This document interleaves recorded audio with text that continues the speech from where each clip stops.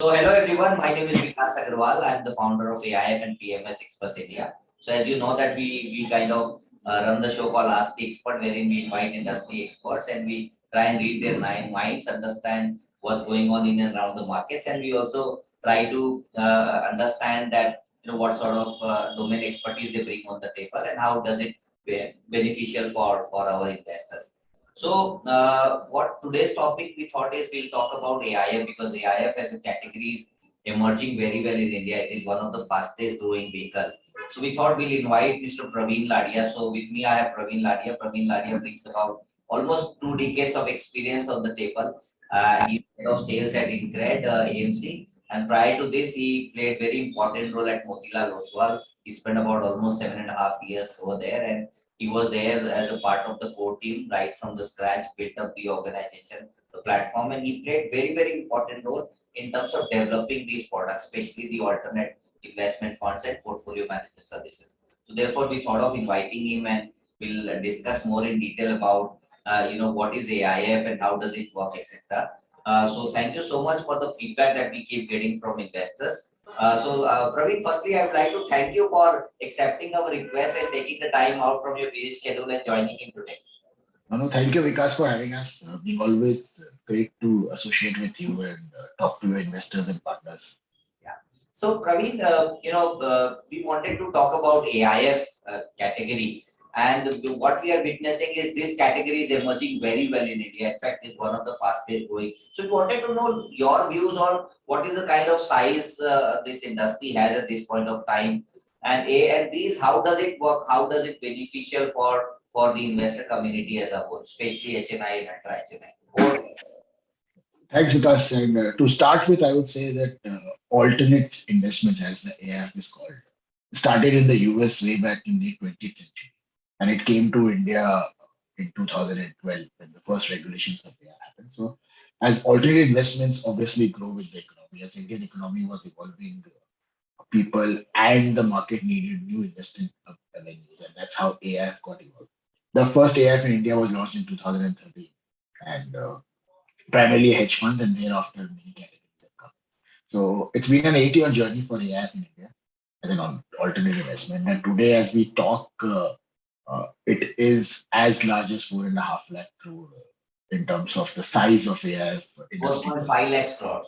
Yeah, 4.5 lakh, 4.5 lakh crores, which is quite large. And large part of it has already come in last 3-4 years, given that first 3-4 years people were experimenting and trying. And now it's the most popular category of investments for UHNI and HNI investors because it is a sophisticated investor product. So yes, it's been a lovely journey for last 8 years and living with AIF and seeing that growth. AIF, as it talks in, let me put one step back and say that the regulation has created three different categories depending on the underlying asset class.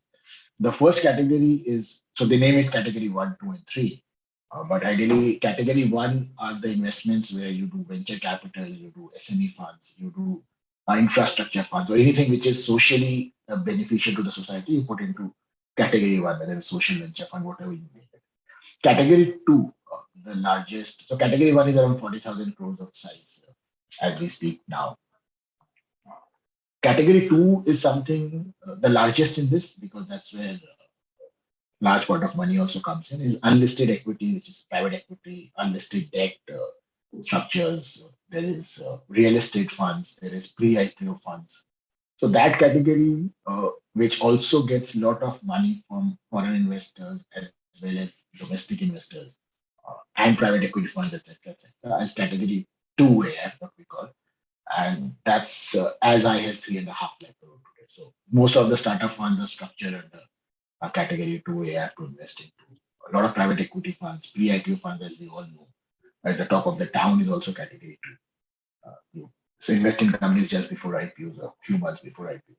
And the third is the category three, where you are allowed to do listed equities, you are allowed to do long shots, you are allowed to do derivatives, you are allowed to leverage and take higher risk, or only do long only specific. So anything which invested into listed securities comes under category three, yeah, which is approximately, I would say, it's another 50,000 crore assets as of now. So any absolute return product, hedge funds or long only equity comes under category three. So We have seen a evolvement of such a large size over last 8 years of AI, and that's how you can see it's the most acceptable, and people may still have inhibitions around it, but it's become very large and acceptable asset class for everyone to invest in.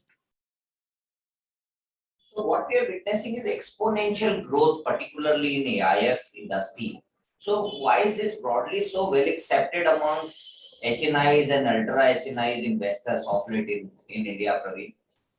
So as the market evolves and investor evolve, they're looking for avenues for better returns and high returns than a standalone mutual fund platform. So that's how alternates start coming. So as we all know, and you are also witnessing that we are seeing a lot of new IPOs coming, which are the new unicorns of India or the new age India, what we call it. These are all which started private equity or unlisted capital raising 7, 8, 10 years back. And that's how they were lesser companies and the sizes were also small. People were experimenting and trying to understand what an unlisted or a AIF does. With time, the acceptability also increases. If you see PMS as well, when we are talking 10 years back, not many people knew about PMS, but now it's just like any other mutual fund as well. So the acceptability has increased.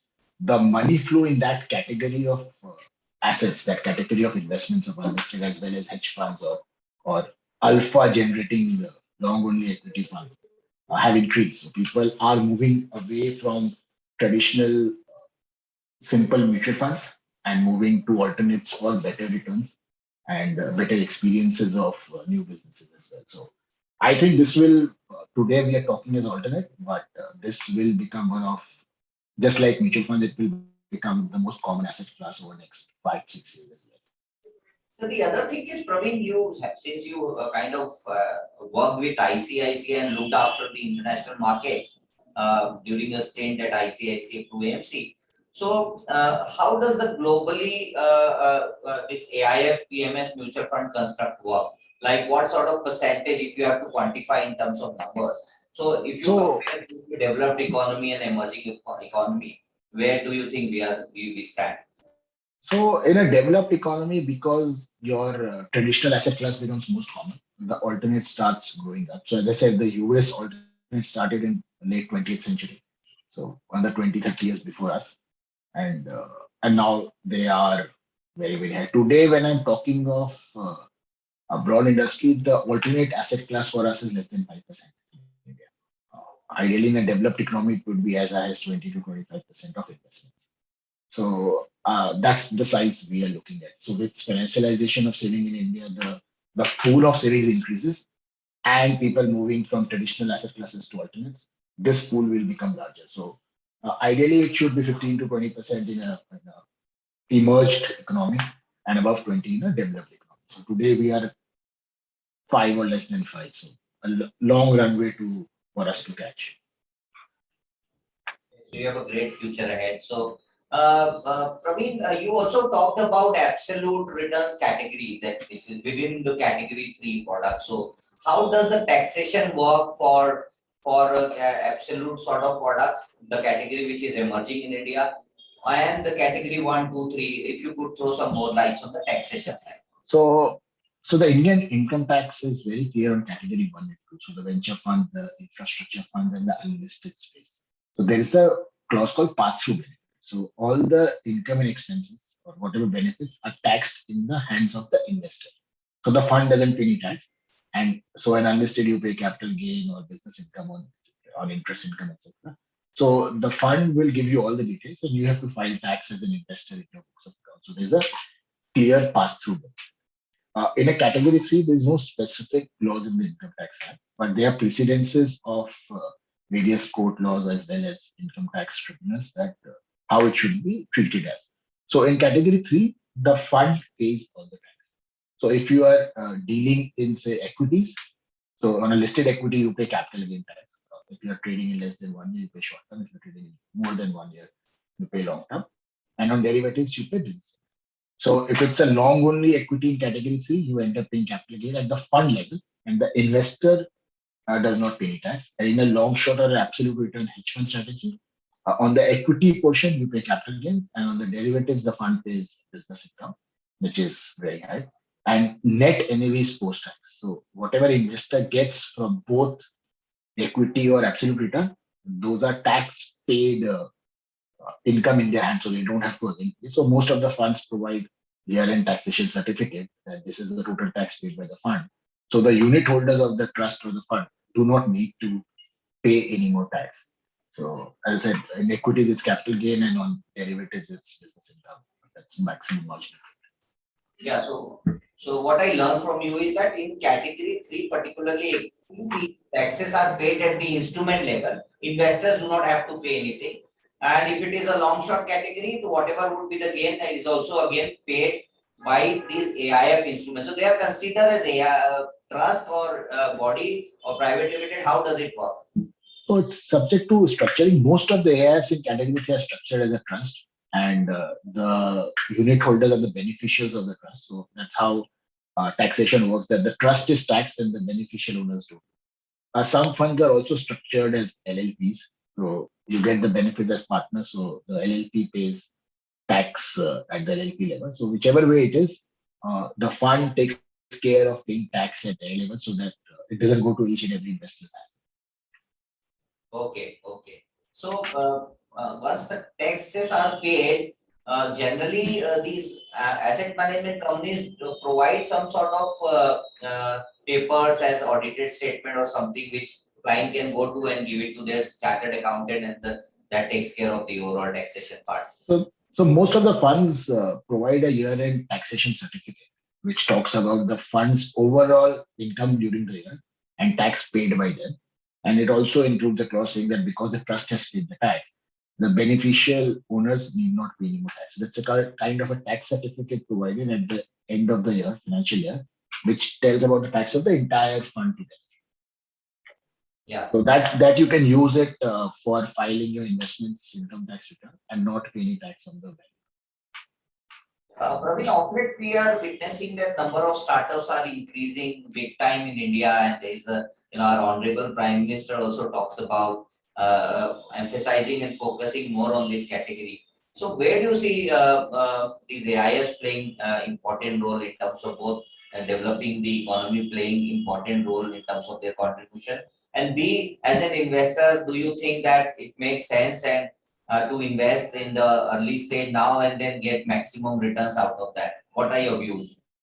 So when you read all these news articles of newly listed companies, you will see that most of the private equity investors in the past are getting exited out, either fully or partially. So that's how you see that there is primary issuance is very less and people exiting is high. So people who had invested 7, 8 years back in an unlisted fund AIF would have invested in some of these companies. So you can see the return they would make from these exits from the fund. And certain examples, we have RCLCs, which like an EU Small Finance Bank or Mass Finance, etc., that people have made multipliers from exiting or IPO.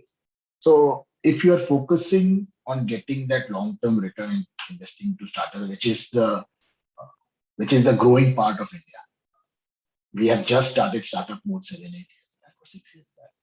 And today that's at the peak because of COVID, because of digitalization, because people need new things. The demand and the requirements of investors have changed. I think anyone investing now in new startups would see much better and higher returns going forward. And category 2 AIFs will always be the front runner because they'll accumulate a lot of capital from various investors and try to identify this new age businesses for next 5, 7, 8 years.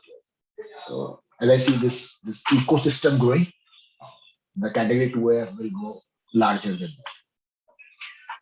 Yeah, coming back to category three. So as you rightly mentioned that this particular category is growing very fast.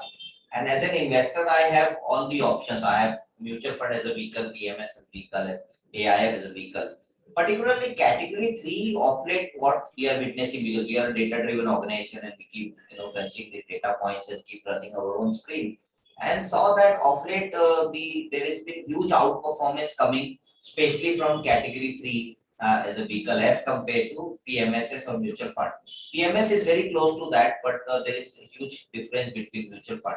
So, as an investor, what is your advice? So, suppose I have 5 crores of portfolio. According to you, do you think I should be investing in AIFs? So any category 3 AIF is same as any other equity product, right? So just that most of the category 3 AIFs are structured closed-ended. The reason that you invest and you make those businesses grow. So which you cannot invest or would restrict yourself to invest in an open-ended product. You have daily inflow, outflow, manage liquidity, or manage market risk more often. In an AIF Cat 3, the fund manager has the flexibility of buying.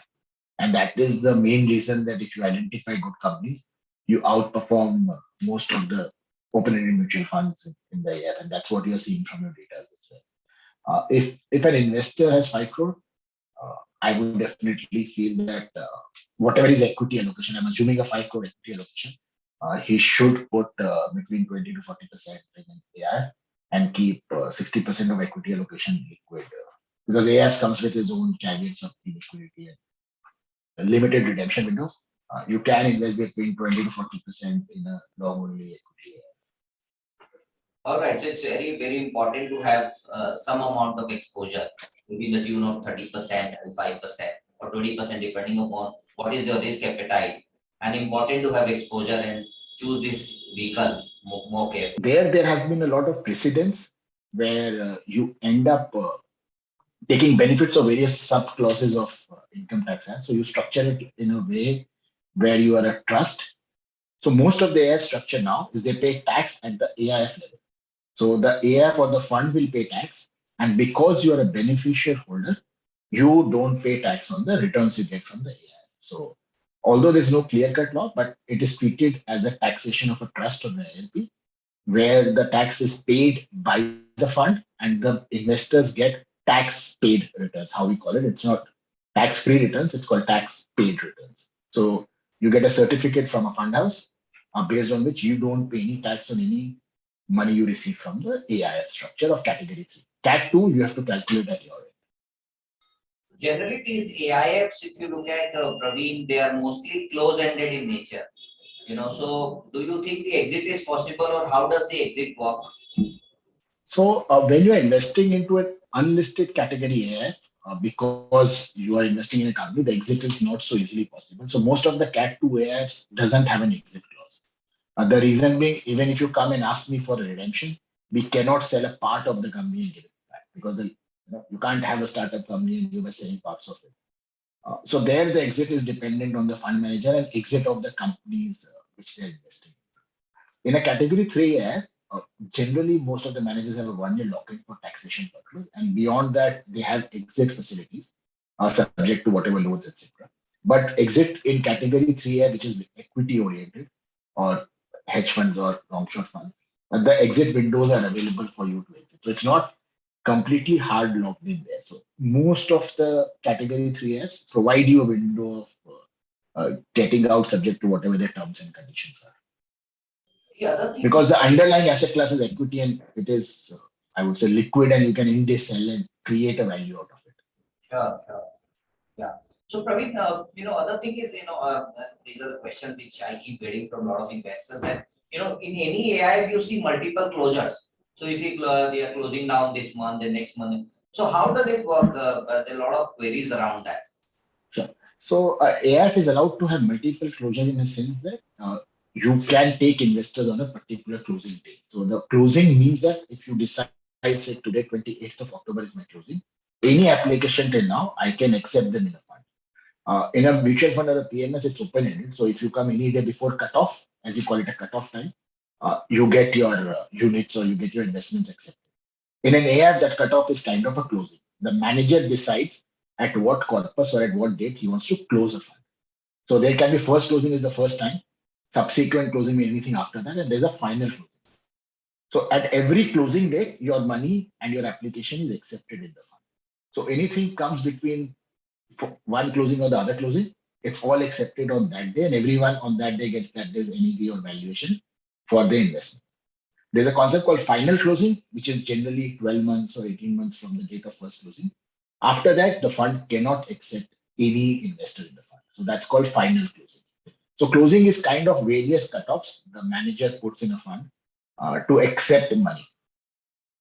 So assuming that you as an investor come in first closure and your NAV is locked up, and then somebody who's coming in the third closure, would they have difference in terms of their NAV and the valuation? How does it work? Yes, yes. So every closing will have its own valuation. If somebody comes early, obviously gets the benefit of being early. So in an unlisted space where the valuations are not there, there is a premium charge for further closing. So where you call an equalization levy or equalization premium, which the fund charges for a notional upgradation of the first investor's investing value. In a category three, the NAVs are calculated based on the listed market price. So whatever is the value of the underlying securities on the exchange, that is considered for an NAV purpose.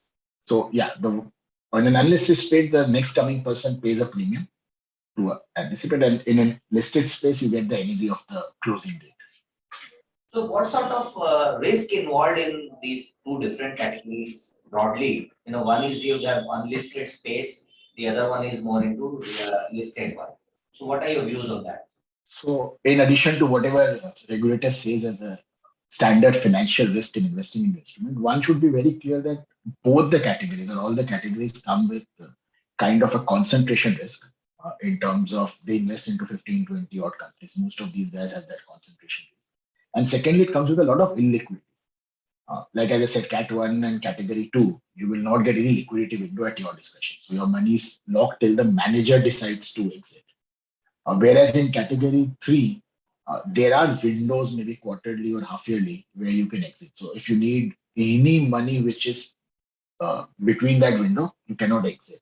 So you have to plan your investments in a way that the money which you would be least required for over the period of next few years based on the fund terms, that should get invested in the AIF because your liquidity and your money requirement cannot be met through this platform. So that's one risk and the concentration risk that unlike a mutual fund where you have 60, 70, 80 stocks, most AIFs will have a 15 to 25 kind of a range.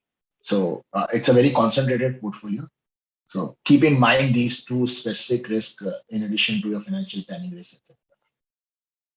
But is this a sort of perception that in AIF you have higher risk in the category 3 as compared to PMS? No, as I said, you are taking equity risk. So whether you're investing in PMS or in AIF, the risk of underlying assets remains the same. Uh, and that's the more perception has diluted this perception, what you talked about, this more risk has diluted over a period of time.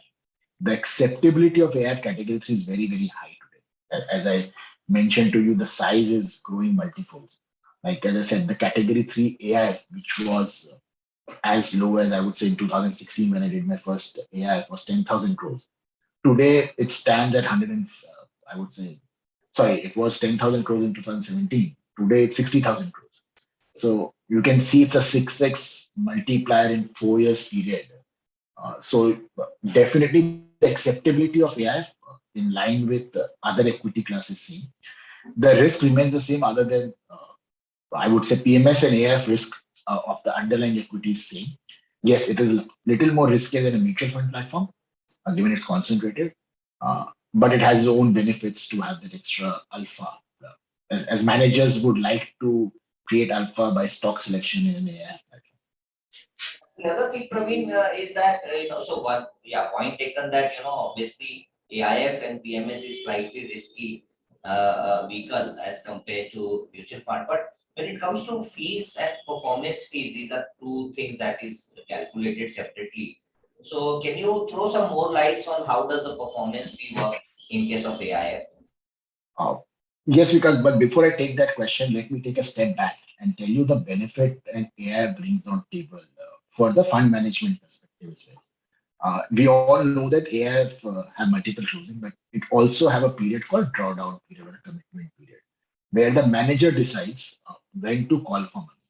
The reason being, it gives the flexibility to the fund manager to identify opportunities and ask investors to give the money when it's the right time. So in an unlisted space, what happens is we identify deals, we identify underlying investments, and then ask the investors, please pay us a 20%, 30% of your balance commitment. So for example, you agreed to commit 1 crore in an AIF. We take 20% or 30% in it. So for our example, we take 20% on day one.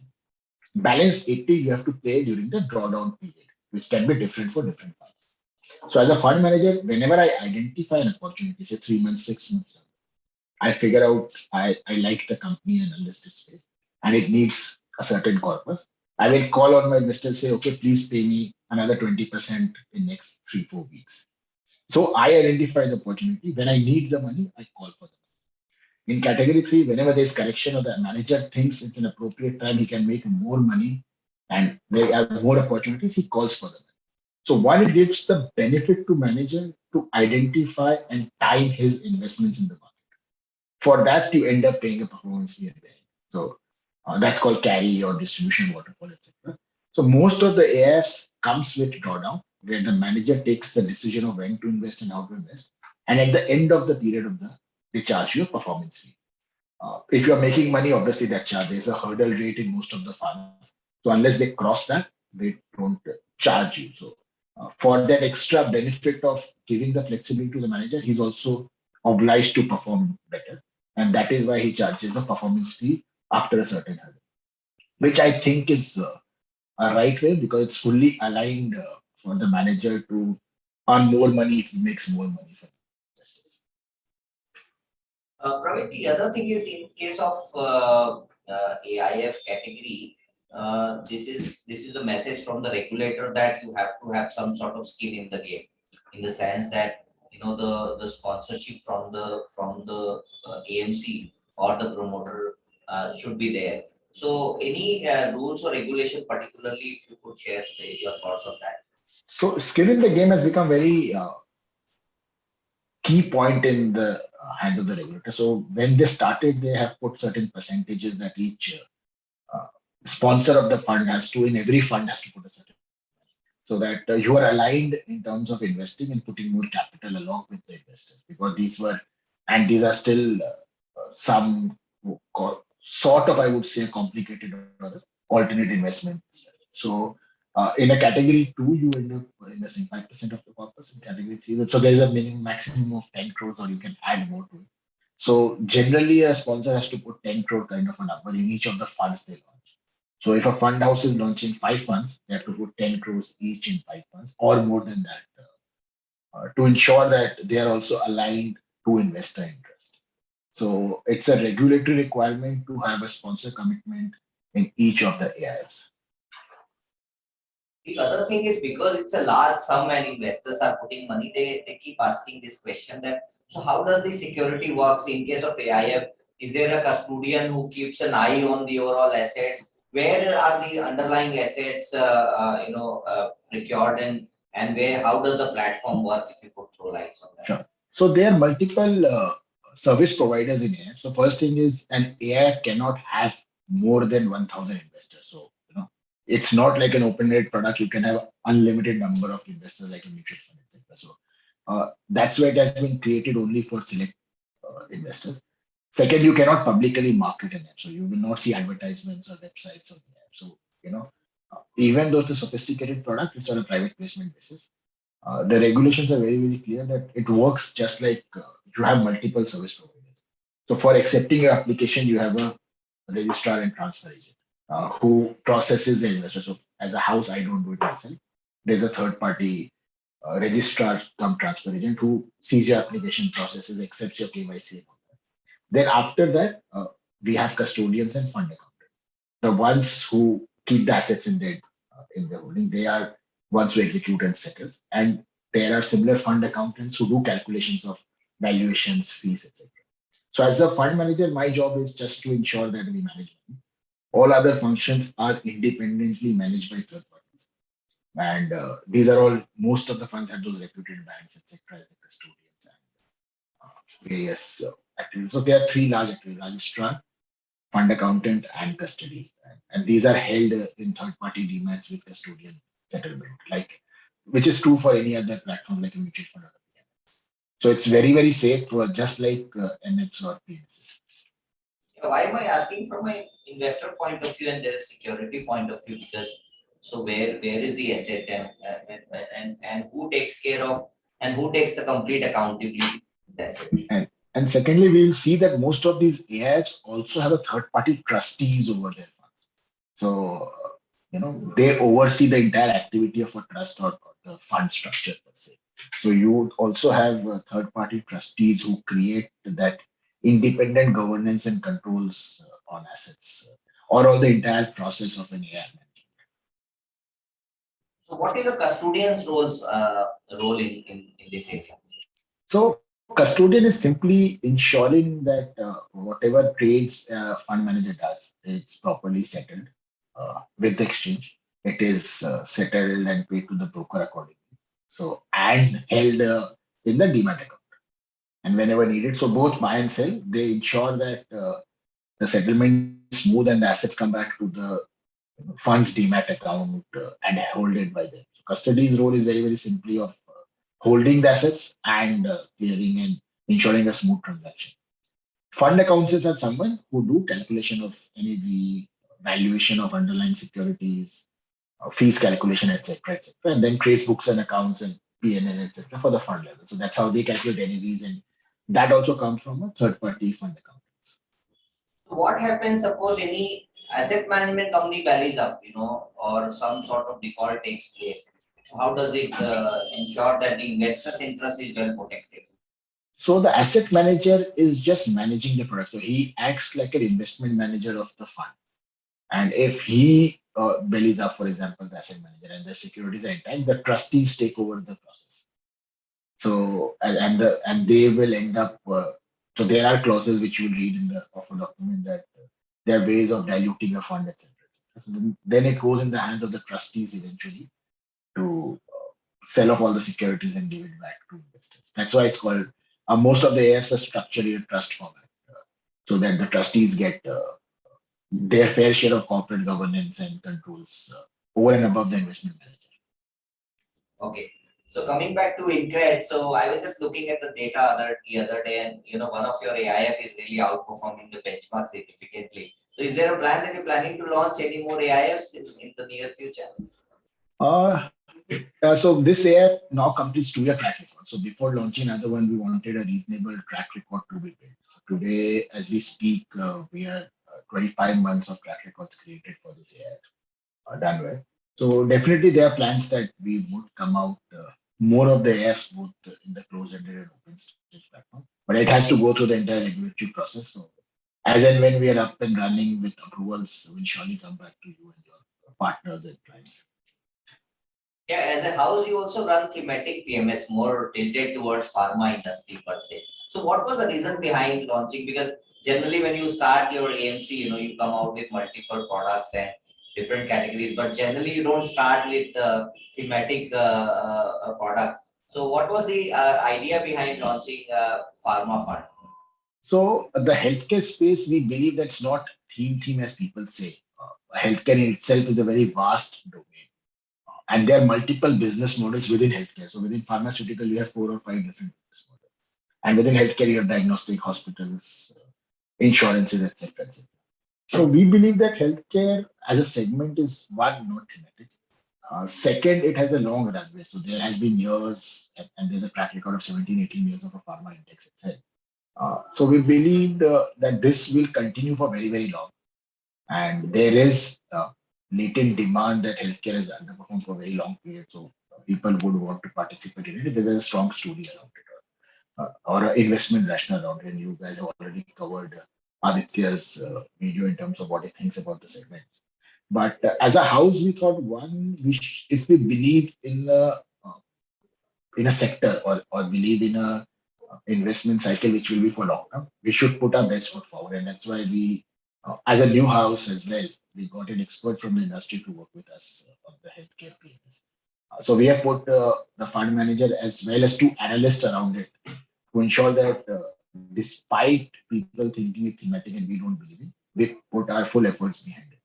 And Touchwood last 7-8 months have done really well for us, and we have been accepted widely across investor categories in this space. So I think that's going to be one of our flagships for very long periods of time. Eventually, I believe you and your investors will not call it thematic.